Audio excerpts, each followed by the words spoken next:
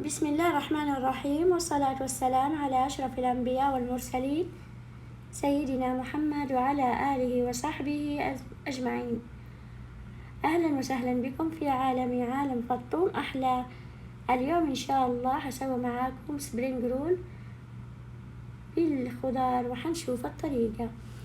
أول شيء هنا أخذت حبة بطاطس قشرتها وبعد كده بشرتها وأضفت عليها كمان الجزر برضو مبشور كان عندي مفرز بالثلاجة. قطعت بصل أخضر إلى قطع صغيرة وأضفتها بالطوة مع شوية زيت زيتون وقلبتها. بعد كده أضفت عليها الخضار المقطعة، أضفت كمان قطعت شوية ملفوف.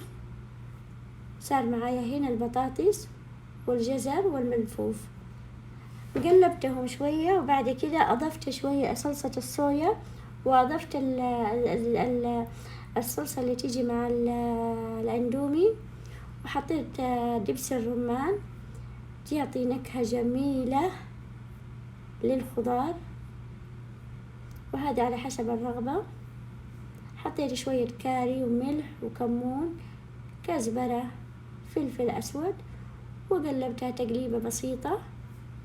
بعد كده بدأنا نلف السبرينج رول. شوفوا هي النوع اللي يجيك مثلث، تبدأ من الطرف تلفيها وبعد كده تبرميها مع بعض وتلصقيها في الطرف بالدقيق، وهذا هو الشكل النهائي.